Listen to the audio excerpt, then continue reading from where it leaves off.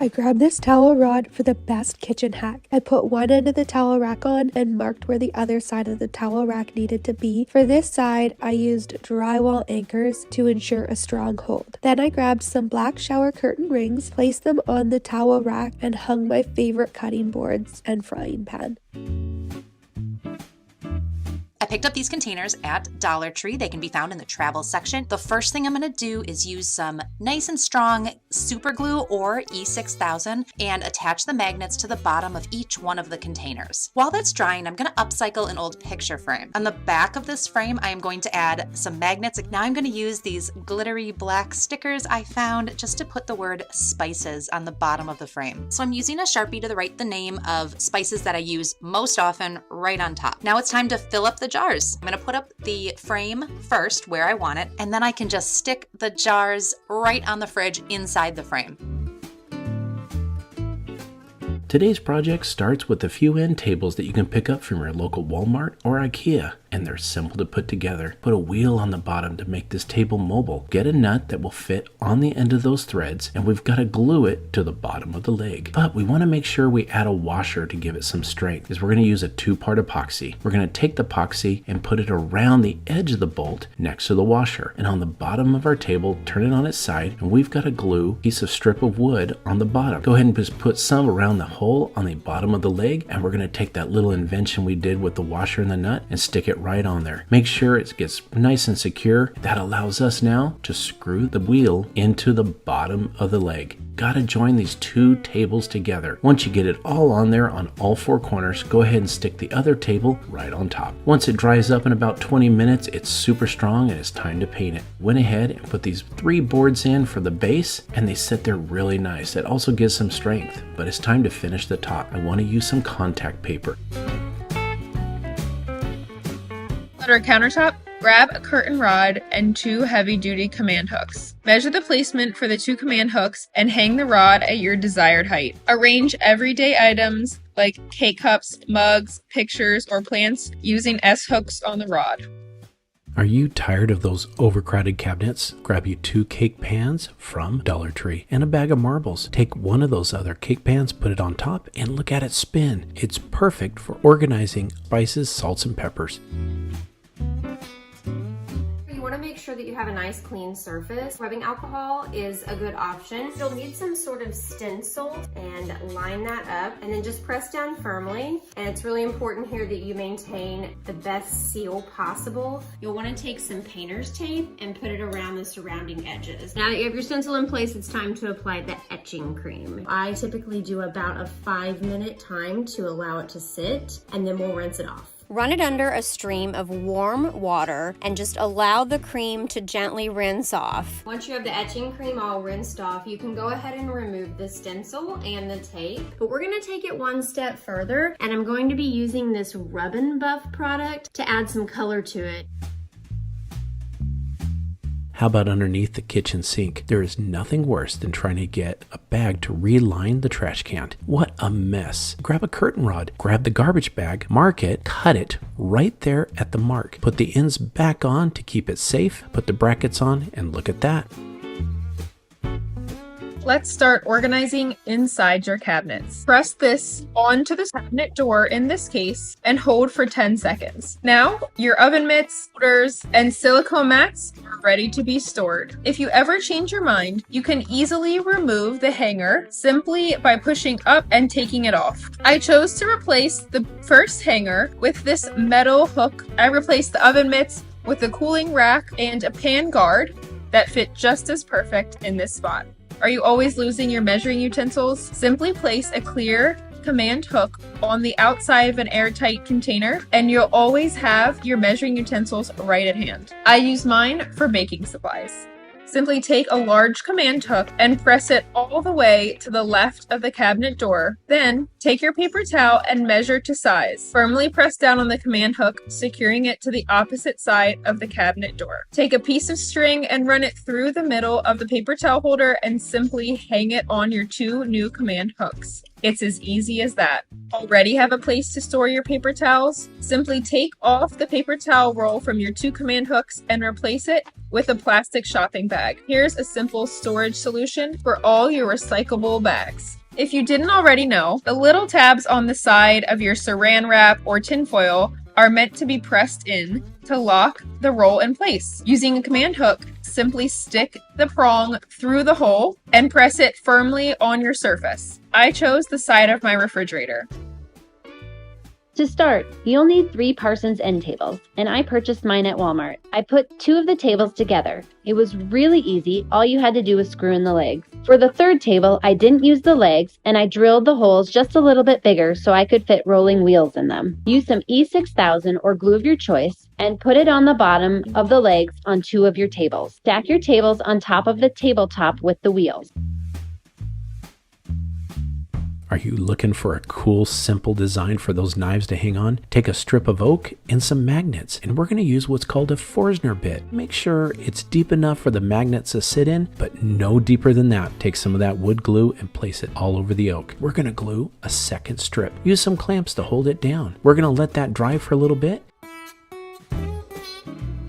Are you a little unnerved when it comes time for snack time? Always trying to go through the bin, trying to find a solution? Take a shoe hanger and we're going to put it on the back of a pantry door or a cabinet. All you need is some simple hooks. You can then take the shoe holder and put it up, and it holds your snacks easy to get to. When I came across this labeling hack, I just had to share it. Type out names for labels that will keep you organized. Print out your label list on plain, ordinary white paper. Cut the words apart, leaving a little bit of white space surrounding the text. Now, take some clear packing tape and lay pieces of tape over each word. It helps if you put a coin on the end of the tape so you can lift it easily later on. With the edge of a debit or credit card, press against the taped word and rub vigorously across the top of the tape. Trim off any excess tape with scissors, then simply drop it in a bowl of water. Make sure it is completely submerged and let it soak for a couple of minutes. Once it has soaked for a bit, lift it from the water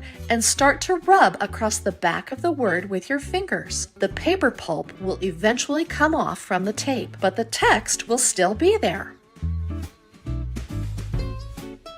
Take an X-Acto knife and remove the lid flaps. Take hemp rope and a hot glue gun to begin wrapping the rope around the box. Take twine and begin gluing it to the perimeter of the bottom of the box. Take balsa wood oval or circle shapes and paint them with black paint. Print words to be displayed on the side of the box. Cut them out and use pencil to cover the back of the paper. Then trace the font on the balsa wood. Use a chalkboard pen or a white paint pen to cover the pencil traced font. Use a hot glue gun to attach the labels to the side of the box.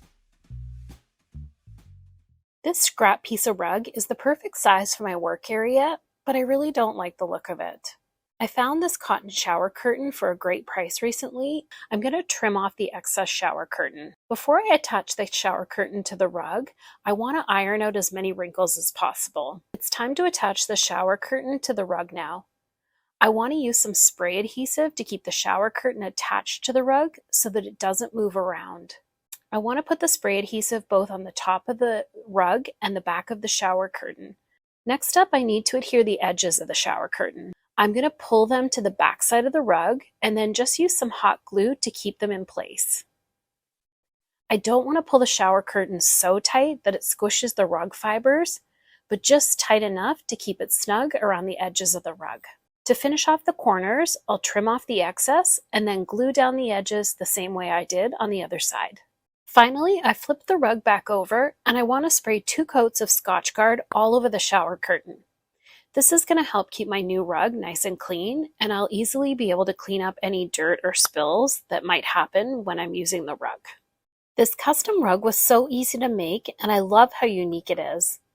I hope this has inspired you to turn your shower curtain into a beautiful rug as well. Grab some fabric softener and your favorite color of latex paint. Next, take some poster board and measure and cut out squares to create a checkerboard pattern on your rug. My rug is a runner. Lay the poster board squares on the rug in a checkerboard pattern so you can make sure that all the squares fit. Don't skip this step. Mix together 1 part latex paint to 1 part clear fabric softener and stir completely. You will notice that the mixture thickens quite a bit. Add just a little bit of tap water to thin that out. Holding the poster board squares down with one hand, start to paint in the open areas between the squares. Then, while holding the square with one hand, lightly stipple the paint or dab up and down to establish the lines of each square. It's a good idea to paint all the squares lightly and then go back and fill in with more paint. Continue to add paint to each square until you get the color density that you want. Keep in mind throughout this project that jute rugs are irregular, and so your squares will have some irregularity as well. This is actually the beauty of this type of rug. This rug can be used in so many places in your home.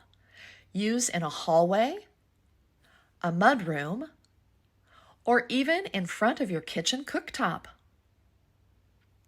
I hope this inspired you to put on your painter's cap and create your own checkerboard jute rug. My next project is using a pallet that I got on the side of the yard. First thing I want to do though is I got to get this pallet cut right in half. There's 4 main supports, and once I get those cut, then I'm able to take them and split them apart. I also need to cut some trim off of these boards. Once I get that piece cut off, and I'm going to do this on both the back and the front and on each end. Once I get those cut off, then I'm able to go ahead and take one single 2x4 and I'm going to cut it into 24-inch pieces and make the mark, and then use my speed square to give a nice straight mark, and then use my jigsaw next and cut right down the line. It doesn't need to be critical, but I'm going to get 4 equal lengths of 24-inch boards, and then I'm going to mark each one at 16 inches. This is going to give me the ability to put the bench right at the same mark every time, and it's going to give it the same height. Once I take that first half of the pallet, I'm going to secure it with 2 screws on each end right at that 16-inch mark. Once I get these screws in, I want to make sure I use the 3-inch ones so they go as deep as possible into the wood, and then I'm going to turn it around and do the same on the other side. These are going to be the legs to my bench. Once I get this one secured, then I can go ahead and cut off the next part, the top part, because that's going to be the back rest of my bench. Once I cut those, I can set them in place. Now here's the critical part. Instead of going up straight up and down, I'm going to put it at about a 10-degree angle and secure it. That's going to give it a nice little back rest so you're not hunched over. I'm going to secure this also with 2 3-inch screws on each side. Don't worry about the markings, we're going to take care of that. Now it's time for the armrest.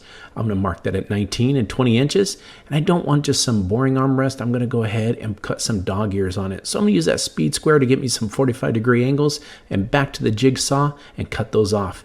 I'm going to set them in place, but since this is a soft wood, I want to make sure that I pre-drill first and put those screws in. Once I get them nice and secure in there, guess what? What I'm going to do is make sure that I get this trim board on the front just to cover any voids.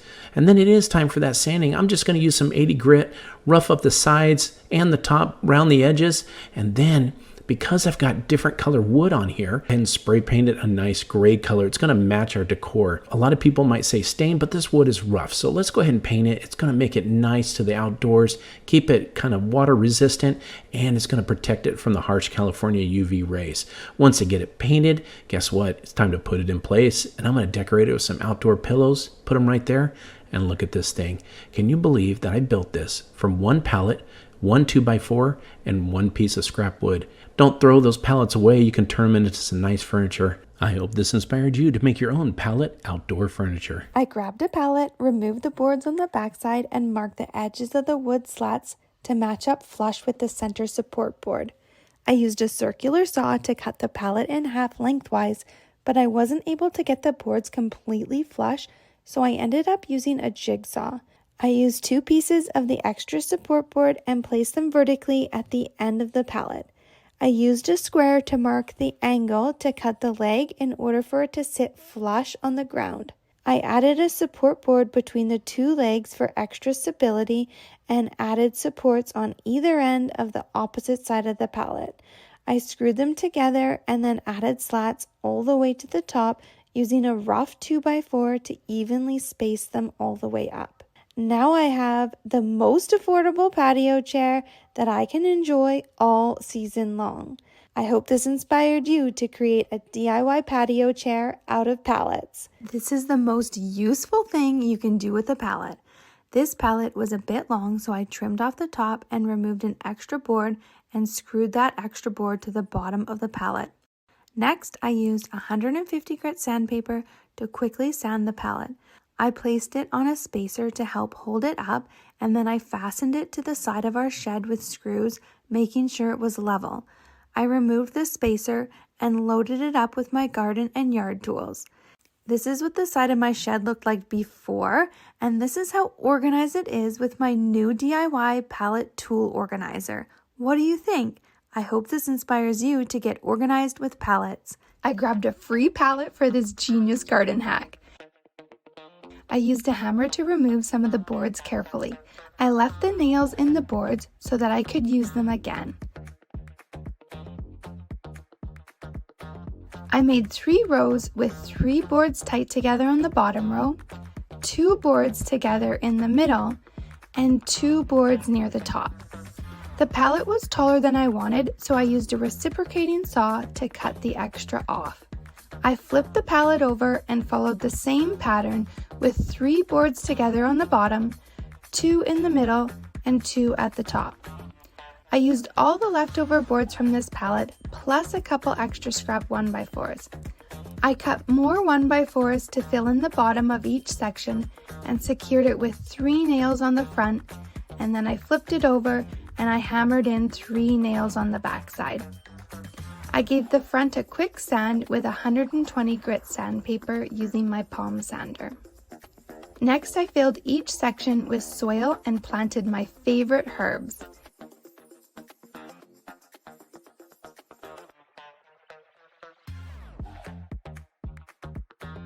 I used my Cricut to print stencils to paint labels for each section.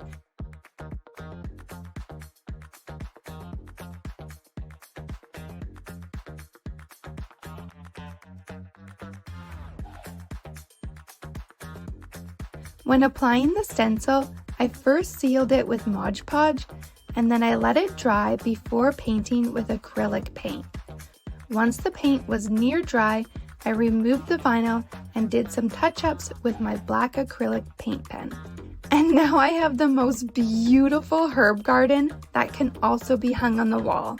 I hope this inspired you to create your own pallet herb garden. I've got an eyesore in the front of my house, and it's my garbage can. I've got an inexpensive idea, and it happens to use pallets. What I'm going to do is get them squared up, and I want to make sure that they're just wide enough for the garbage can to go in and out without rubbing. Once I get it squared up and the sides are holding up pretty good, the next step is I got to cut some railings actually. These can be made out of 2x3s or 2x4s. Once they get cut, I'm going to measure about 7.5 inches down from the top. This is going to give me some good markings that I need to put each one on each side of the pallets. It doesn't take a lot of screws because not a lot of weight's going to go on there. Then I'm going to grab my reciprocal saw and I'm going to cut the less desirable pallet that's going to go on top. So all it takes is 3 good cuts. Once I do got this cut, what I can do is I could sand it down a little bit to make it look nicer, but I think I'm just going to go ahead and just slide it right on top.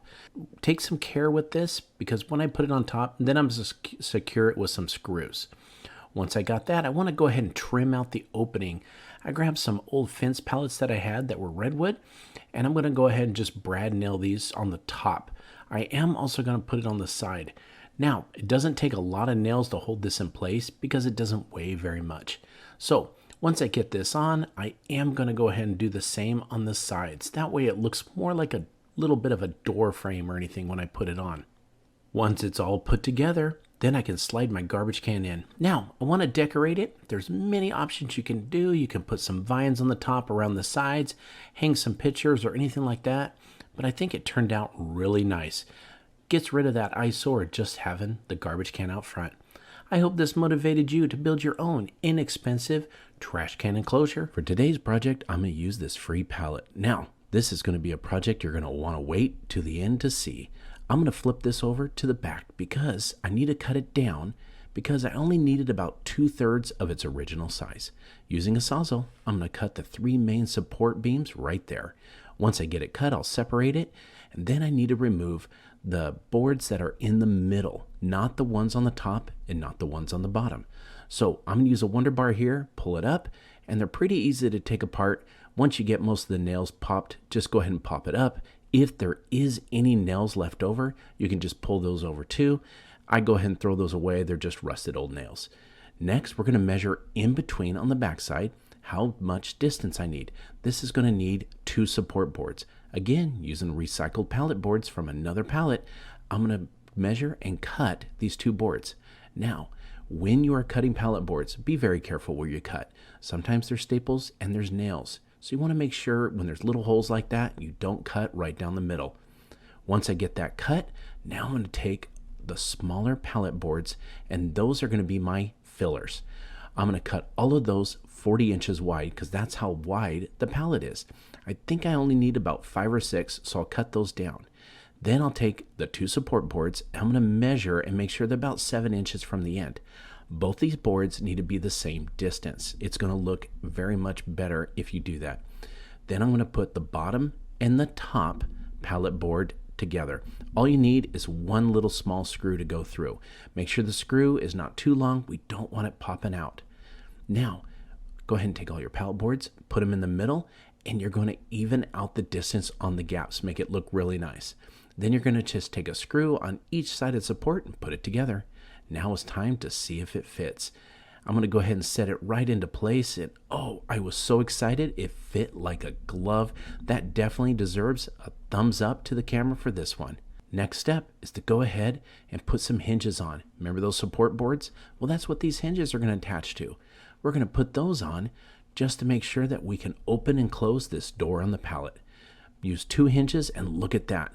It works amazing. I love it. Now we got to be able to secure the door. So just a little eye hook right there and put that in. And again, make sure you always pre-drill. Some of these boards are a little soft and we don't want to split them.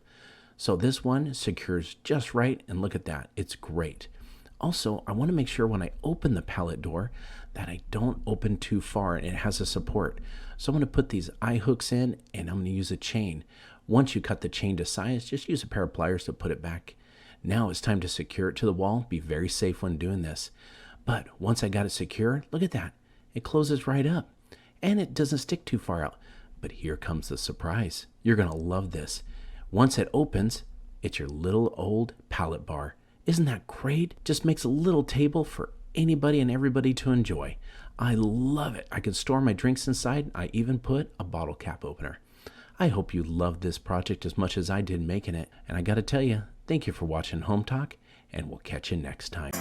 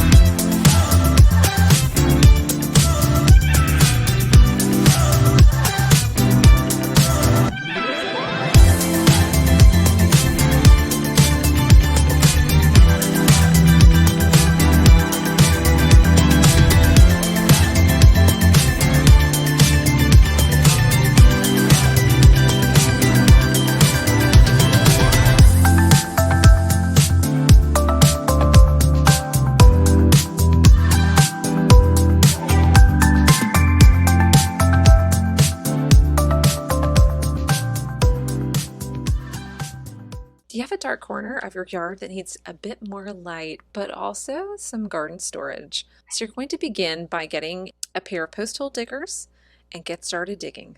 You need this to be big enough for a 4x4 post.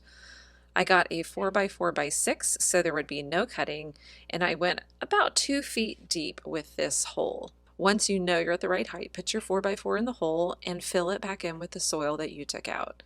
You're going to grab a few helpful things. One is a wall-mounted mailbox. You can find these really cheaply at your local hardware store. Then you can add anything you like. Here I've chosen to use a multi-purpose hook, and on the other side I'm adding a decorative wrought iron hook instead. Then I'm finally ready to add a solar light cap to the top of this post. It makes it look a bit more polished and finished, and it's also going to give light when it's dark outside. Then you're going to be ready to hang any supplies that you might like to have on hand when you're gardening, but you don't have room for a full potting bench or a storage container or something like that. And the great thing is that at night, this solar light comes on and it gives you a nice little bit of light in a dark corner of your yard or garden. It's just beautiful and it serves so many purposes. I hope you guys found this helpful. We decided to elevate our driveway entrance with a couple of do-it-yourself pole planters. To do this, we picked a spot on either side of the driveway and started digging a hole using both a shovel and some post hole diggers. We then added a wooden post to the hole we just dug, but realized it was still a little too high, so we decided to cut off a little bit more of it using a saw. After placing it back in the hole, we determined it was just the right height. So I held the wooden post in place in the hole after we got it nice and leveled, and then we slowly started packing in the dirt that we previously removed by digging the hole. You don't want to fill the hole completely with dirt. Leave some room for some quick setting concrete on top. This will definitely secure the wooden post and make sure it stays in place. Then, using a watering can, we poured water on top to set it. After setting the wooden posts in place, we decided to stain them a darker color, and then we attached some ornamental hooks on the front of the post. These hooks will have our beautiful hanging baskets attached. This elevates our driveway entrance so much and gives us some instant curb appeal. Another little extra piece we decided to add to the pole planters was a solar operated light on top. We drilled that in on the very top of the post, and at night it gives off a flame that appears to be flickering, which is a very nice touch. So both day and night, our driveway has a beautiful entrance thanks to these easy do-it-yourself pole planters. For today's project, I headed down to my local hardware store and I grabbed one of these solar lights. First thing I got to do though is I went ahead and bought a pre-made fence post. And this is going to be great. It's already primed, but I do need to add some paint. It's best to get some high quality outdoor paint. I'm going to paint this one white. The next step was to get my house numbers. I wanted to lay those out about the middle of the post. When I put them in, I do want to pre-drill. It does come with nails, but I don't want to pound on it and damage the number. So I'm going to go ahead and pre-drill and they'll go in pretty easy. Once I get the first number on, I'm going to go up from there and do my middle number and my last number. Once I get those installed and they're looking good, then I headed on down to Dollar Tree and I grab one of these stands right here. All I need though on this stand is the bottom part. I need that U shape. Once I put the saw on it a couple of times, it clips right off. Look at that. Back and forth and it'll come right off. Now back to that solar light. I don't need the bottom portion. I can get rid of that. And then I'm going to drill a hole in the bottom. The reason is I want to drill a hole just big enough for the metal stand to go through. Once I get that all the way through, then I'm going to go ahead and take it and put it on there and it should pop right into place. And it's also cool because it can rotate on there and it holds it up pretty nice. Now it's time to attach it to the post. This is pretty simple. I'm just going to use some electrical clips that go on there. I just need 2. You can put 3 if you want. They screw in really nice. Once I got that, it rotates up and it's ready for the light. I noticed that the stand is going to go too far into the pot that I bought. So what I want to do is nail this little fence picket on just to give it a little bit of an extra oomph on the bottom. The next step is to add some concrete. As you can see, I always put water in the bottom so it doesn't stick, and then I put the concrete in and then put some more water on top. You can hand mix it if you want, but I went ahead and used a paddle, put it on my drill, and kept mixing. Again, just add a little bit of water as you need. Don't put too much water in. And you want to get to a consistency where the post can go inside the pot. Now, I'm going to slip it on down, push it all the way to the bottom, and that's okay if it doesn't cover everything because we have a solution in the end. But we need to hold this up while the concrete is drying overnight. I just took 2 boards, put them right across the top with some clamps, make sure it's straight and level and it holds up. The next day after the concrete dries, I can take those off and it's really strong. Look at this. It holds pretty nice and it's not going to go anywhere. And it's got a good strong base. I'm going to put some drain holes in the bottom. Go ahead and put it where I want next to my house. And then I'm going to add some potting soil. Good quality potting soil. Don't skimp on that because when we plant, we want to make sure it's good. And make sure we don't have any unwanted guests hanging around. I'm going to go ahead and plant some flowers in there and make it look really nice. Once I get all these planted, I want to make sure that I add some water because they're starters, get a good root system going, and then it's time to put on that solar light. Again, we're going to take that stand, put it on there, and look at this. This thing looks absolutely amazing. I love it with the house numbers on there and everything. And when night comes, watch this. It's absolutely going to glow and give a nice special effect. I love it. Charges during the day and it glows up at night. I hope this inspired you to go ahead and build your own solar-powered house planter numbers. I thought it turned out great. The front of my house doesn't look so good. I'm going to head on down to the hardware store and I'm going to grab me a planter pot. I'm also going to grab me a heavy-duty hose holder and I'm going to get a pre-pined post, really decorative. But first thing I'm going to do is take that pot. I'm going to go ahead and put some nice, clean, fresh water inside. Once I get that concrete poured in there, I'm going to put the whole bag. If you're mixing this by hand, don't put the whole bag in. Just make sure that you mix it as you go. I'm going to add a little bit more water on top, start mixing. I'm going to use this paddle to go ahead and stir it up. I want to get a good consistency, make sure it's nice, not too dry and not too wet. Look at that, that's perfect. Then I'm going to take that decorative post that's pre-primed and I'm going to go ahead and stick it in there. I'm going to wiggle it back and forth so it touches the bottom. Now, I'm going to go ahead and use some clamps to hold this in place between two pieces of wood. That way I don't have to drill any holes or make it too complicated. I got to make sure it's level though. That is important. So make sure you're on level ground and stick the level up there and make sure two sides are level and ready to go. Once it dries overnight, I can go ahead and take the clamps off, take the wood down, and look at that. It's set up really nice and strong at the bottom, and it holds really good. Something I regret doing is I should have painted the post first, but I didn't, so it's okay. What I'm going to do now is paint it all the way down to the bottom on all four sides, including the top. Once it dries a few hours, I'm going to go ahead and mark for a hole, pre-drill, and then I'm going to go ahead and put a closet door bracket up there. But I'm not going to put the screw all the way in because I want to be able to pull it down. And then once I got the top one in, go ahead and pre-drill and put the second screw in, and it held really good. Next, I'm going to go to the opposite side and I'm going to mark it for another hole. Again, like I said, pre-drill first and then put a screw in, not all the way. Let it stick out a little bit so you can slide that hose holder on top of there and go ahead and cinch it down. Make sure it's nice and tight, but also want to make sure you get it level. Once it is, go ahead and pre-drill for the second hole, put that screw in and tighten it all the way. It's going to make it super strong. Right at the concrete level though, I want to make sure I do some drainage holes because I can and will get some water in this.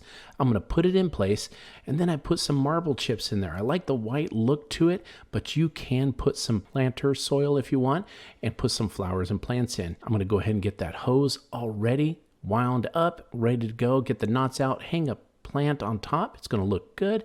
Now, remember that nasty knotted hose in the beginning? Look at this. It looks so much better. And I didn't have to drill any holes in the side of my house to hang the hose up. I think this turned out really well. It was inexpensive and it's super strong and really decorative. Something that anybody can build. I hope this inspired you to go ahead and put up your own curbside appeal hose holder. To start this project, I want to remove the handles to the spoons. There are a few ways I can remove the handles: a straight edge knife, some snips, or scissors. It's really important to paint the side of the spoon that food would normally sit in. I'm starting with some black paint and I want to paint little black dots on two of the spoons. On the other one, I want to paint solid black. For my second set of spoons, I want to leave two of the spoons clear, and on the third one, I want to paint some black stripes. With the second coat of black dry, I want to paint the spoons with the dots red. I'm going to paint the red right over top of the black spots. When I turn them around, I'll then be able to see the dots and the rest will be all red. For the spoon with the stripes, I want to paint it the same way, but this time I'm going to do it with yellow paint. It's time to put the spoons together now. I'm going to use my hot glue gun with a little glue to keep them together. To make the faces for my little cuties, I'm going to use a small piece of black pipe cleaner. Now that I have it shaped, I can just glue it right over the ends of the spoon and it'll cover that up as well. I'm going to put a dab of glue on the underside of the middle spoon, and then I want to put a skewer into it while it dries. The skewers are going to allow me to stick these into my plants as if the little bugs were flying around. I love how adorable these are in my plants and how fun they look. I love anything Christmas tree DIY, and when I saw these gold spoons at my local party store, I knew they would make a beautiful DIY. I also picked up these cream plastic spoons.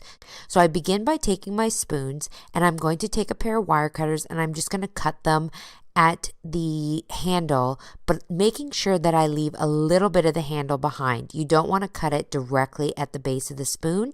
You want to leave about just a half an inch of the handle. I'm going to continue cutting all the spoons until I've cut the entire package. And for my Christmas tree, I actually used 2 packages of 48 spoons. Then I'm going to come in with this styrofoam cone. It's about 9 inches in height, and I'm going to begin at the base of the cone hot gluing on my plastic spoons. So I want the plastic spoon just to very lightly touch the base of the table. So I'm going to start with the first layer of plastic spoons, working all the way around until I get to where I started. Once I have my first layer done, I can come in and do another layer over top, this time placing the spoons in between 2 spoons of the bottom layer. So we're staggering the spoons, going around, completing our second layer, and then we're going to continue in this fashion until we've worked our way all the way up the cone, stopping at just about our last layer of spoons. For my tree topper, I'm going to use this little metal star, and I'm going to hot glue it to a barbecue skewer. Then I'm going to come in with some matte Mod Podge, and I'm going to paint this star, and then I'm going to sprinkle on some gold glitter over top just to give it a fun shiny embellishment. Then I'm going to stick the barbecue skewer down into the styrofoam cone, and then I'm going to finish my last layer of spoons, tucking them up underneath of the star. And this is my finished plastic spoon Christmas tree. And you can see here that I did another tree in the cream spoons, just a little bit smaller. I cut my cone in half just to give me that nice staggered decor look. This DIY is so easy, and all of this cost me under $10. I bought a set of bamboo plates and little lights on Amazon, and I'm going to make something really cool for my bedroom. I purchased these bamboo plates that have a fluted, almost flower look to them. They're nice and sturdy, and they come in these pretty pastel colors. I also purchased these LED bulb lights. These are controlled by a remote, and they change colors. So I want to change up the color a little bit. I'm using 2 different types of spray paint. The first is a copper colored metallic paint. And then I'm going to go over the top with a little bit of gold just to add a speckle. This is going to match the decor in my room, but these plates absorb spray paint really well, so you could leave them in that pastel color or paint them whatever color you want. Let's take a look at these lights and how they work. They are just a nice bulb on the top, but they have a flat bottom and this piece that opens. When you first take it out of the package, you want to unscrew this piece and turn the light on. There's a little button on the inside there. Once you've turned it on, you can screw that piece back into the light fixture. Now it can be controlled with this remote. You have a full range of color, kind of flashing strobe lights, and you can control the brightness as well. Now we're going to attach the light to the plate. To do this, I'm going to use some double-sided adhesive mounting strips. These are going to go along the outside of the light, making sure that I can still access that cap where the light is in case I need to get in there. Then I'm just going to stick the light bulb to the center of the plate. To hang this on the wall, I'm going to use one of my favorite products. These are picture hanging strips from Command. They are really strong Velcro, and they work really well for lightweight items like this. So I'm just going to apply one big one to the back and hang it up on my wall. Now from here, this is going to give me some nice ambient light on my bedside. Again, I can use that white light, or I can make it flash and do something fun with the colors. That's it. This was a really easy project to make these gorgeous light fixtures that are really lightweight, easy to use, and add a ton of style to my bedroom. I also made a set for my daughter's room and kept the pink plates, and she loves having the flashing colors in her room. You won't believe what you can make with some simple paper plates. Take 2 paper plates and use a hot glue gun to attach them on top of each other. Take a compass and a pencil to draw a perfect circle about 2 inches away from the edge of the plate. Take a straight edge ruler to divide up the circle into what looks like a pie chart. Take a pair of scissors and cut from the edge of the plate to the edge of each line drawn all the way around the circumference. Next, take a piece of foam core, a compass, and a pencil to create 2 circles. Hot glue the foam core circles to the center of the bottom and top of the plate. Take twine or thin macrame cord and a hot glue gun to begin weaving the cord in and out of each piece. Continue this process and slowly start to bend each piece of plate in a rounded and upward direction all the way to the lip of the paper plate. When finished, attach the lip of each piece of plate to the next with hot glue. Use a clip to hold together securely until it dries. Take a thicker piece of jute rope and flip the plate over, bottom side up, to begin hot gluing the rope to cover the rest of the exposed plate lip. The plate should be in a basket shape when you're complete with this step. Once the back side of the plate and the top of the plate lip have been covered with rope, begin working upwards, laying the rope pieces directly on top of each other that you've already glued. This is to create more height. Once that is complete, take the macrame cord, start at the center of the foam core base, and begin hot gluing in a circular shape, moving outward in a direction until the foam core is completely covered. Do the same thing on the bottom piece of the foam core. Take 4 pieces of fake floral stems and some floral wire. Create an X shape with 2 of the floral stem pieces and use the thinner wire to secure them in the middle. Wrap the wire around multiple directions to ensure it stays in the X shape. From there, take some wood beads and slide them onto one end of each floral wire piece. Use hot glue to secure the beads to the wire so they don't move. Twist the other side of the floral stems around each other and add a slight bend or arch to create the illusion of one thick arched piece. Finesse the arch basket handle shape to your liking. Take macrame cord and hot glue it around the floral stems, covering them completely. Take a long piece of wire-edged ribbon, cut it in half down the center, create folds in a pattern that looks pretty. Attach it to the top of the basket lip with hot glue all the way around the circumference of it. I hope this inspired you to try this crafty upcycling paper plate basket project. Grab a glass bowl from the dollar store for this project.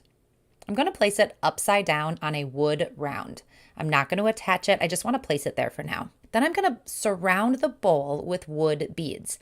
I found these strings of beads at the dollar store and it makes for placing them really easy. You can actually leave the string inside, place a bead of glue around the bowl, and then attach the beads. I'm going to let this dry, and then I have room to add the rest of the beads. Once the glue is completely dry, I can pull the bowl out of the center. Now I picked up another smaller bowl at Dollar Tree. I am going to place this on the bottom of the wood round to create a pedestal. Now I'm going to grab a larger wood bead and just fill the holes with some air dry clay to create a solid round ball. Take this outside and give it a coat of spray paint. With everything dry, I'm gluing the larger bead to the bottom of the glass bowl. Then I can just place this bowl right on top of that pedestal and I have this really cute decoration that I can fill with anything. I could change this up seasonally and use it all over my home. I grabbed some china plates from the thrift store for this really easy garden project. Okay, this was the really fun part. I smashed the plates on a rock and then I set them all aside. Next, I mixed ready-mix concrete with water. For specific measurements and safety precautions, follow the instructions on the bag. I placed a 2-inch piece of cardboard tube on top of scrap wood to use as my mold, and then I put the first layer of concrete inside. I used a scrap 2x4 to tamper it down and added 3 small pieces of wire mesh. The wire mesh will add a lot of strength to this. I put another layer of concrete on, used the wood to tamper, and trowel to smooth it out. Once it was smooth and level, I placed the broken china on top. You can have a lot of fun with this part and do any sort of design. I used a scrap piece of wood again to tamper it down, making sure that the china was inset but not sunk in. Then I used a wet sponge to carefully remove the excess concrete. I wiped with the sponge a few times over the next couple of hours. After it dried for about 20 hours, I removed the cardboard around the outside and placed it in the garden for a beautiful stepping stone. I hope this inspired you to create your own thrifted china stepping stone. You want to pick up 2 bowls. Make sure they are ceramic or glass and that they are heat proof. I took them home and I'm going to give them a coat of spray paint. They have kind of this matte black finish, but I want to add some texture to make them look like stone. Once the paint is dry, these bowls have a really nice textured look. I'm just going to use some really strong glue to adhere them together. In the top bowl, I am going to add 3 wicks. You can pick up a pack of these on Amazon. I'm just going to use a little bit of hot glue to secure them to the bottom. Then I'm going to grab 2 wooden skewers and wrap the wick around the skewers. This is just going to hold everything in place when I pour the hot wax in. A great way to make your own candles is to reuse existing candle wax. I have a couple of these Dollar Tree tall pillar candles, and I'm going to place them in some boiling water. Now make sure you're wearing gloves. These can get really hot, and I'm just going to gently boil this until all the wax is melted. Once it's completely melted, I'm going to pour the wax from all the candles into a metal container with a handle. I'm opting to add a little essential oil for some scent here, but you don't have to do that. You can skip that part. And now we're just going to pour that melted wax into the candle that we created with the salad bowls. Then you're going to want to walk away for about 24 hours. When it is completely set, you can trim the wicks down and use your candle. I hope this inspired you to grab a ceramic salad bowl from Walmart and make your own candle. I grabbed glassware from the thrift store and completely transformed it. I mixed Mod Podge with 3 drops of blue and 1 drop of yellow food coloring and then covered it on the outside of the glass using a foam brush. Make sure to apply an even thin coat so it doesn't drip. For the second color, I used 3 drops red and applied it to another glass. The third color, I used 1 drop blue and 3 drops red. For the next color, I used 4 drops blue, and for the last color, I mixed 5 drops yellow and 1 drop red. When they were completely dry, I applied a second coat and let that dry overnight. I melted some old tapered candles and reused the wick once all the wax melted. I wrapped the wick around a wood skewer and placed it over top in the center of each glass. Next, I poured the hot wax into each glass and let it cool. I added a bit more wax and trimmed the wicks once the wax hardened. Now I have these unique colored glass candles to enjoy. I hope this inspired you to create your own colored glass candles from thrifted glassware. Pick up 1 or 2 clear plastic bowls from Dollar Tree. Peel and reposition the sticker on the bottom of the bowl. Use a Sharpie to trace the outline. Take a wood-burning tool to create a hole in the bottom of the bowl.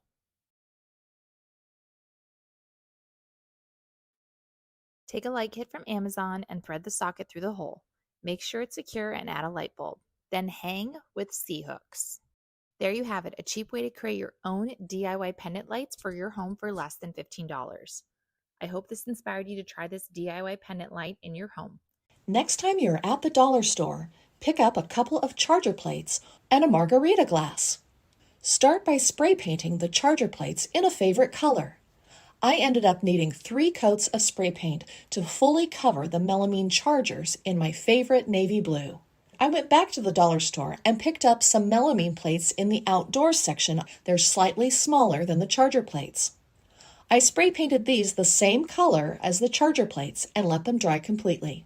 Next, cut apart the bead strands so that you have individual loose beads. Take one of the charger plates and with a hot glue gun, glue 4 beads equidistant apart in the center of the plate. Put some hot glue onto the tops of those wood beads and press the bottom of the second charger plate on top.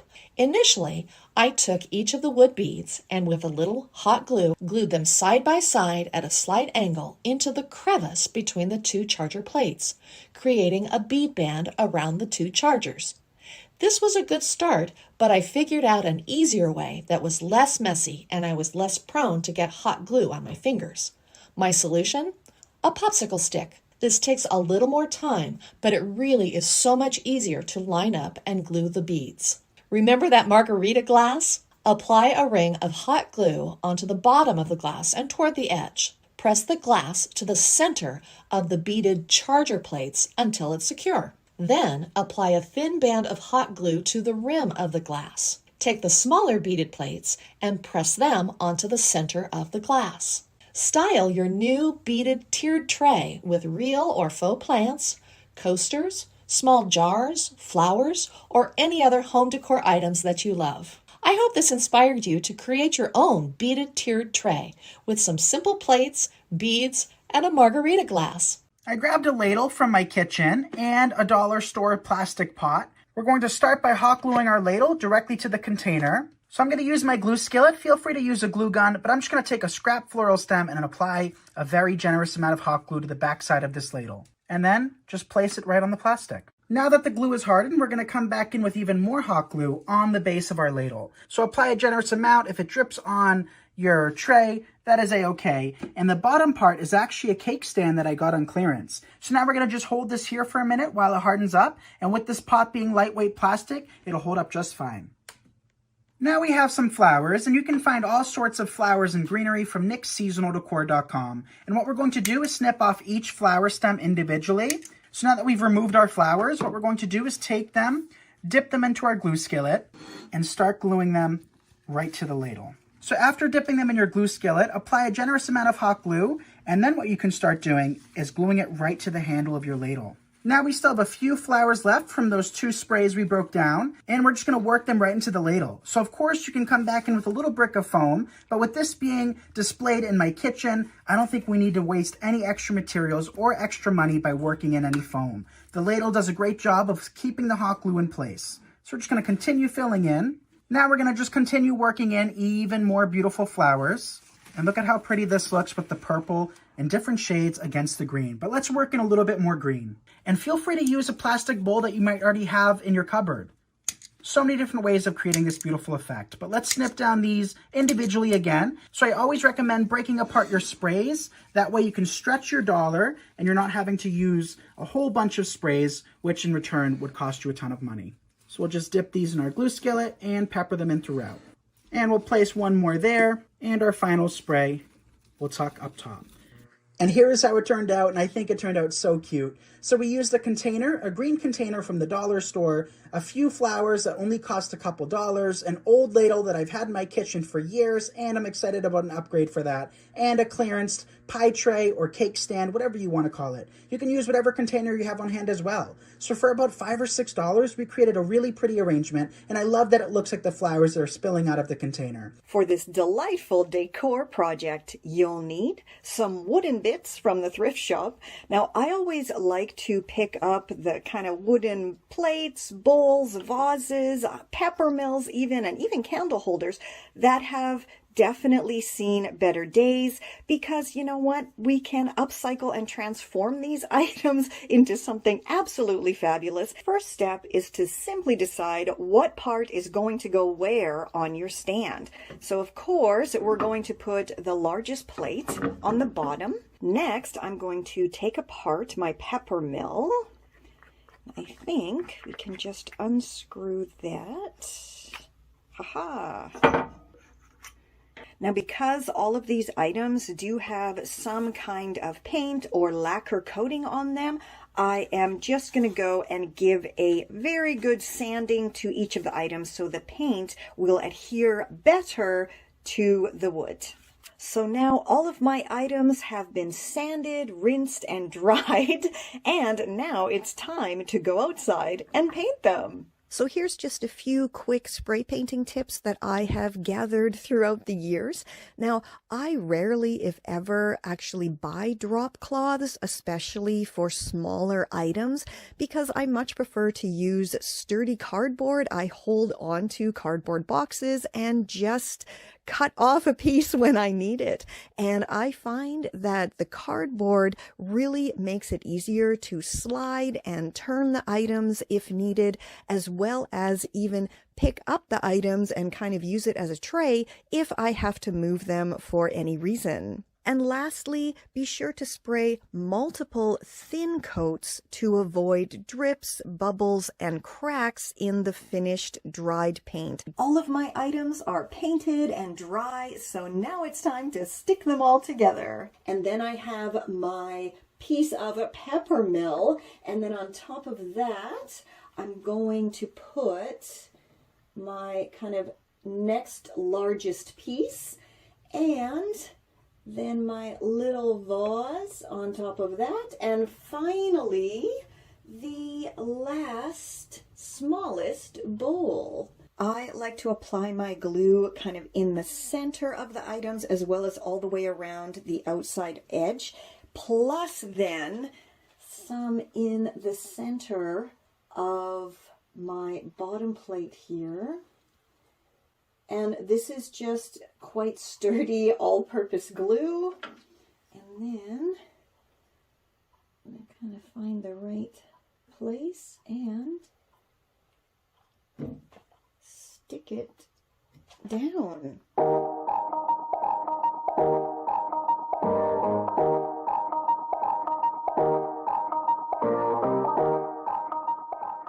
Once you have all of your items stuck together, then pop it in an out-of-the-way place so it won't get knocked over, and allow it to dry and set overnight. Didn't this come out just so adorable? And I did actually add some vintage trim on the center tier just to, tie it all together, and I think it matches perfectly.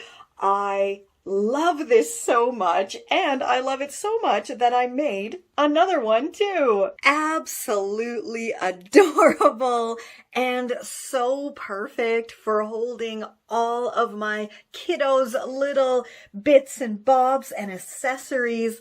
I love these so much, and they're so simple to make from items found at the thrift shop.